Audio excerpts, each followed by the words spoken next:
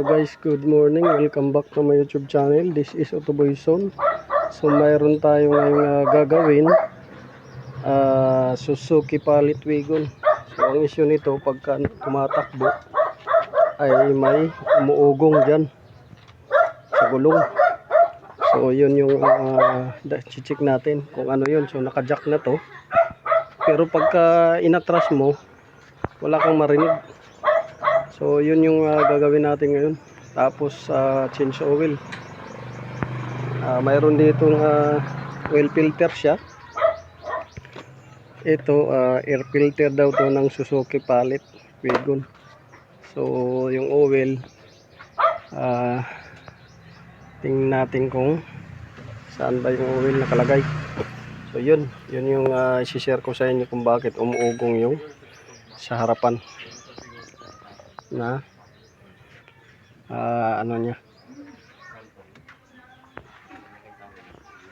gulong, or hindi lang sa gulong kundi sa axle, baka doon sa axle. So yun, check natin. So yung gulong, so guys, yung gulong medyo unbalance, yung gulong unbalance.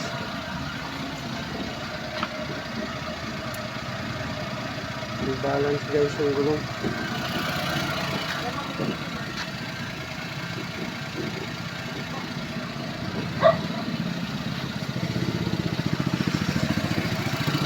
Dari ya, medyo dito. Pagjaganong ko dito sa pikas. Ito po sa minuto. Kami ko sa pikas.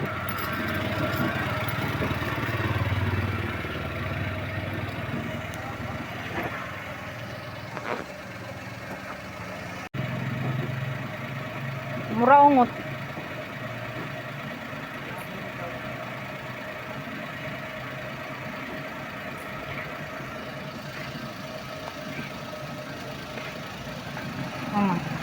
Gusto mo ako magbanjak dito? Oo. May banjakan ko. Dari pinakagilid. Dire?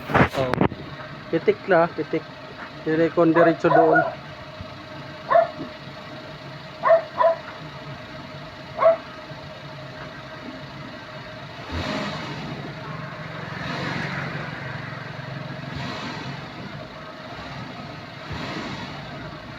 Hop.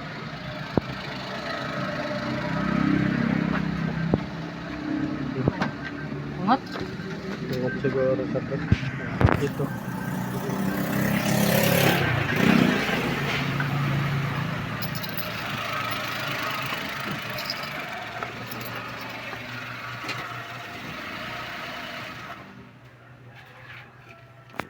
Nagatak man.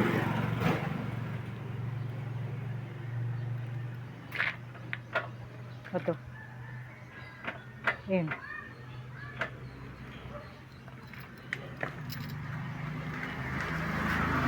Hindi mo lagatak. So dito. Oo. Kailangan ko dali kong ugot.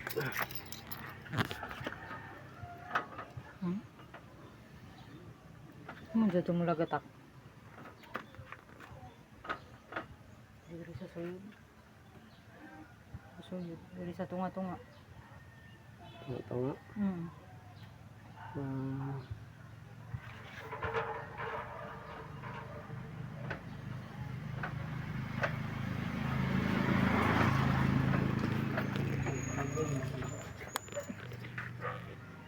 Pabili ka pa?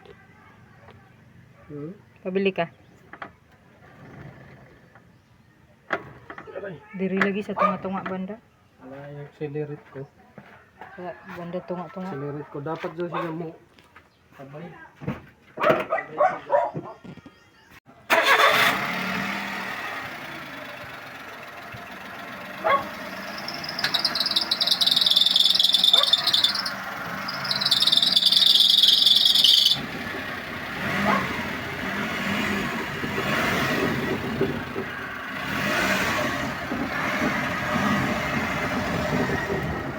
Diri lagi. Diri ang hagong.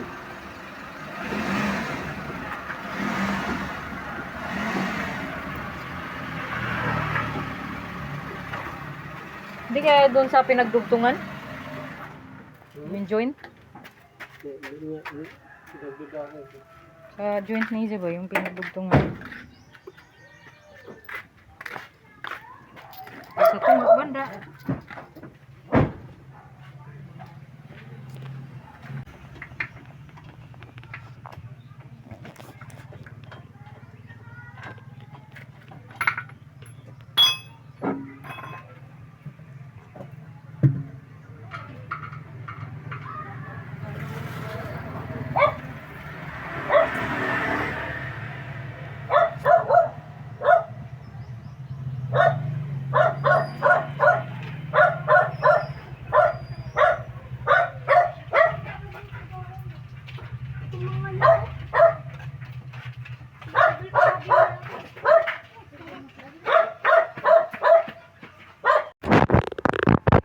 Jara eh.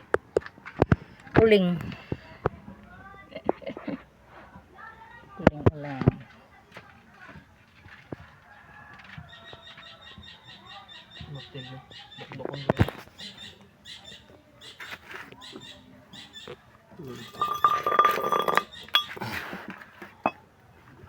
Butang dito sa may poste. Saan yung dukdukunan na ito ba? Bakit? Sedap. Mana?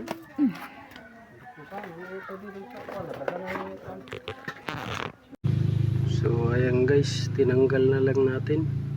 So base sa nakita natin, ang naging problema niya ay yung bearing, dalawang bearing. So pag walang load, iniikot mo, ibig sabihin pag nakaangat, pagka iniikot mo, walang problema, smooth siya. Pero pag may load na, doon lumalabas, sira pala yung bearing. So yun yung ano natin nakita. So hindi muna natin bubuksan yung transmission, yung gearbox nya. Hindi muna natin bubuksan yung CVT dahil papalitan muna natin ng bearing. Dahil sa palagay ko, sa bearing talaga siya nanggaling yung tunog. Bearing yung ano, nanggalingan. So pati din dito sa kabila, yan, tinanggal na natin. So pakita ko sa inyo yung ano, tinanggal natin yung bearing. So ito guys, ito sira yung mga bearing. Ito, yung bearing sira.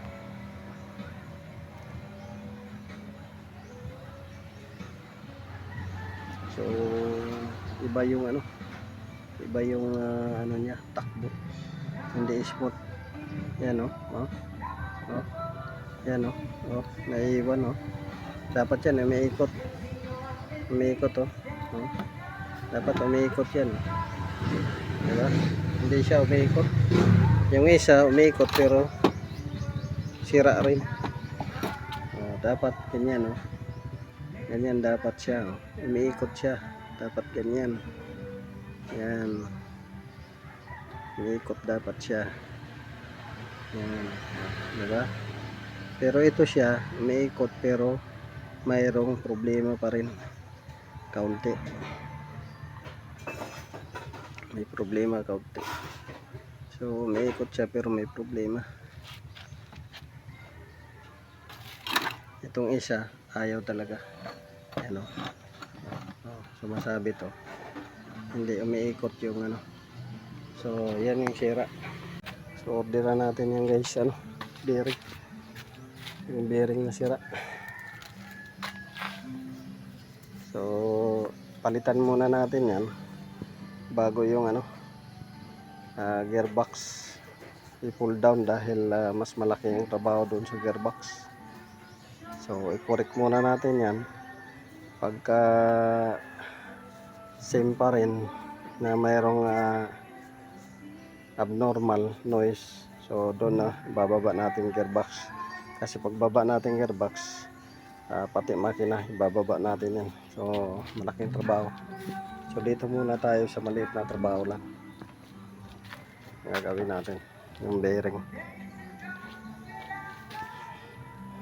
Dahil possible 90% dito talaga dahil sira yung dalawang bearing. So nung una akala tayo na doon sa CV joint dahil yung CV joint although na mayroong abnormal clearance pero hindi dapat ganun, lagotok dapat yung tunog, tak tak tak tak tak, ganyan dapat. Pero ito ang tunog niya humming na parang umuugong siya, chroming. So yun,